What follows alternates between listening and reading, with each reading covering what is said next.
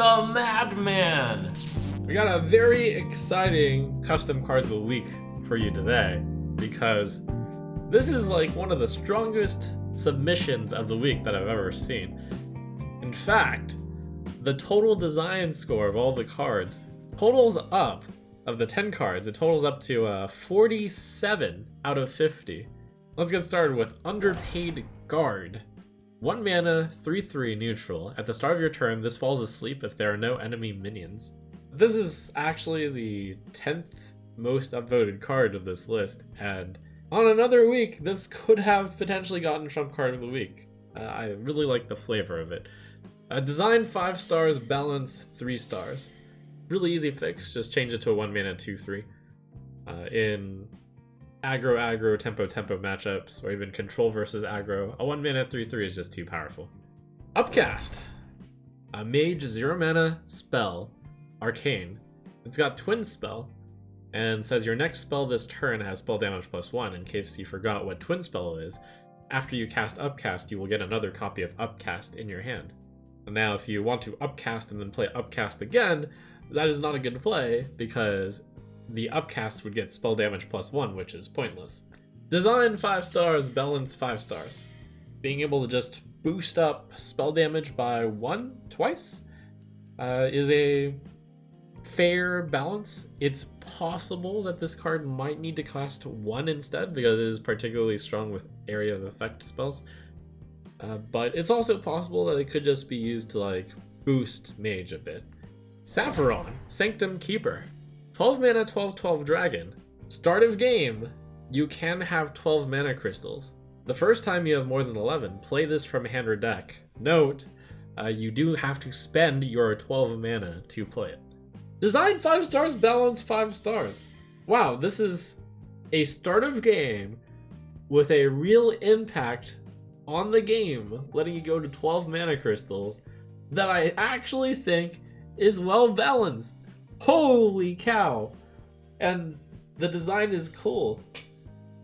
I can't believe it. The text is a little bit weird. It could be cleaned up and just say, start of game, you can have 12 mana crystals. You play this and spend the mana for it on turn 12. Or when you have 12 mana. Or the first time you have 12 mana. Something. There are some edge cases, like what happens if you discard it, what happens if you Thewtar it, give it to the opponent. In general, I think if you manage to not have this in your hand or deck, then that's fine. You can get around the spending of 12 mana. It's a really unique card in that your opponent knows for sure what your turn 12 is going to be, spending 12 mana on a 12/12.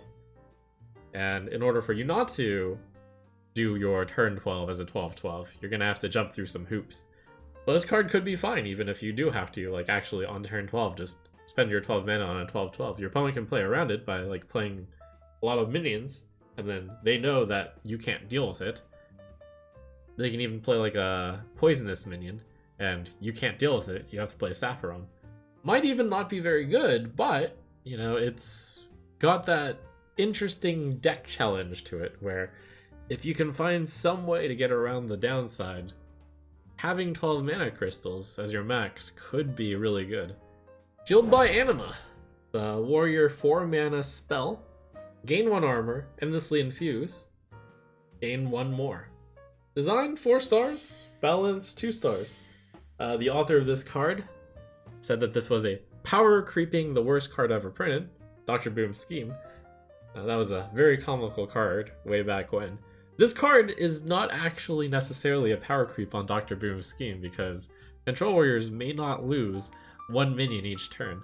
My fix to this is fairly simple. It could just be gain 2 armor and gain 2 more. I don't even know if that card is still too underpowered. It might be, but it would be neat. Next we got Exaggerating Braggart, a shaman 6 mana 4/3. This costs 3 less. Probably should read this costs 3 less while in your hand. Design 3 stars, balance 4 stars. So this is clearly intended for Evolve Shaman, because you play this on turn 3, or you get a 3 mana 4/3, but while on the board, it's got a 6 mana price tag, so if you evolve it, it could become 7 mana.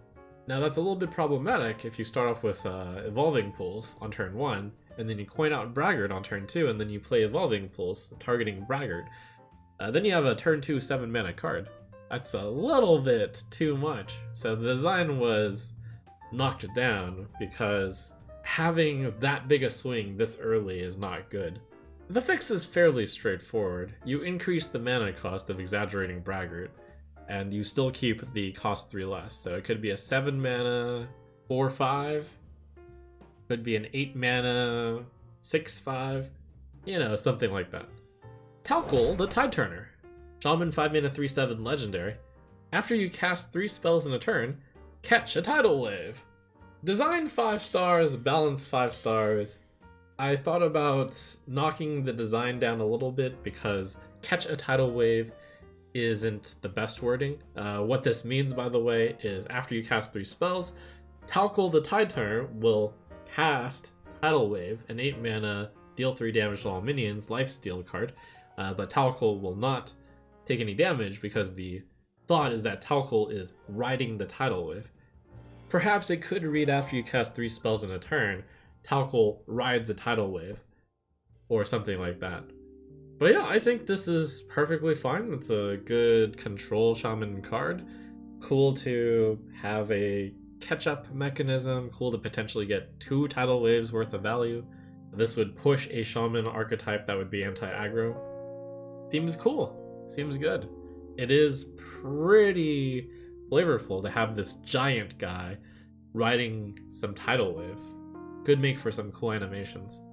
Next up we got a Dragonkin Heavyweight, 5 mana 1/6 neutral dragon. Wind Fury, after attacking this minion gains +5 attack this turn only. Design, 5 stars, balance, 3 stars. I think the design on the card is really cool. The thought that the first punch is pretty weak, but the second punch is like the big punch. It is just really too weak at the moment, and the balancing to boost it would just be to give the card rush, but not only just rush, but also like +1 health, because after attacking it's going to lose some health. So you want this guy to have a lot of health, possibly even 8 health. Next we got another card that could be considered trump card of the week. Sir Finley of the Sea from Shaman. 2 mana 2/3, legendary Murloc. It's an alternate universe Sir Finley.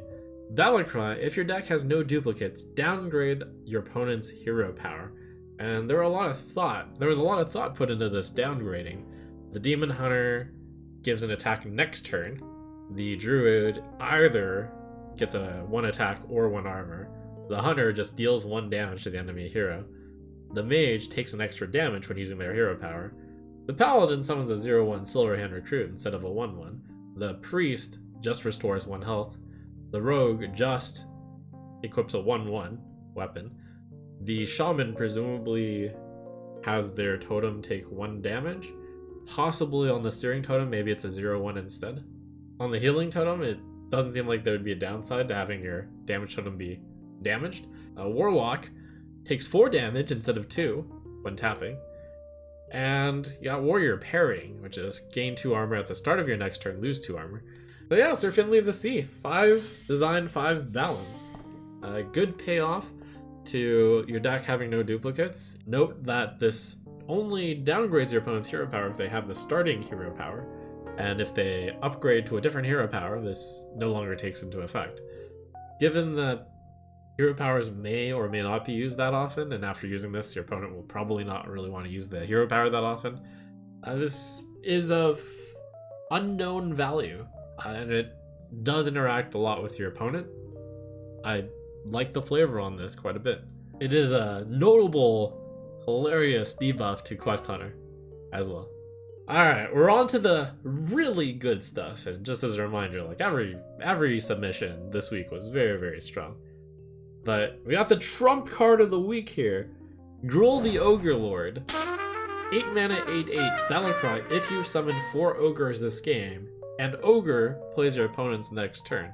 The Ogre Master Duelist plays random cards from hand and attacks randomly.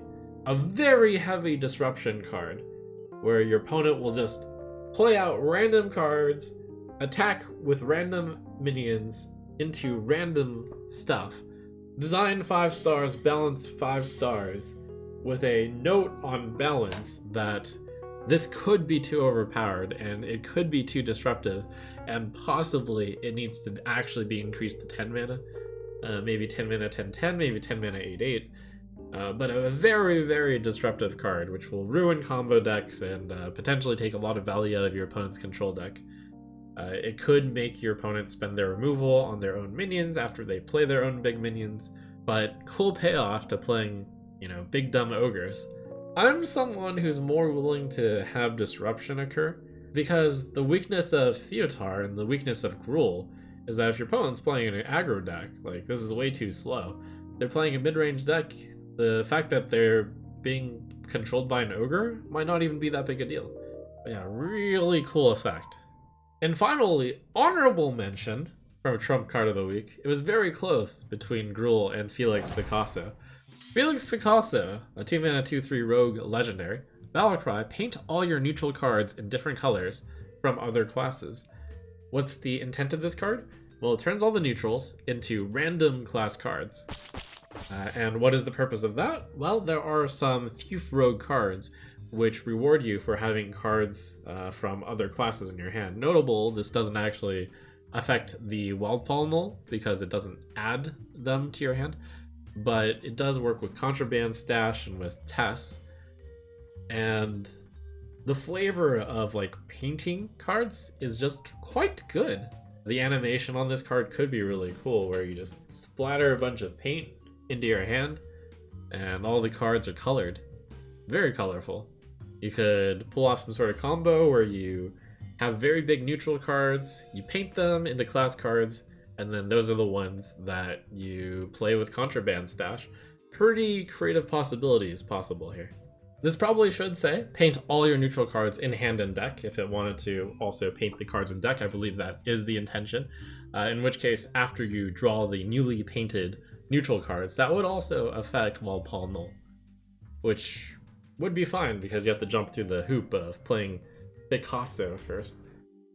I think it's a really cool card. Probably too much of a hoop to jump through to like have to consistently rely on Felix, but really, really cool design. So yeah, what a week of cards. There are like at least 5 cards I could have seen as Trump Card of the Week level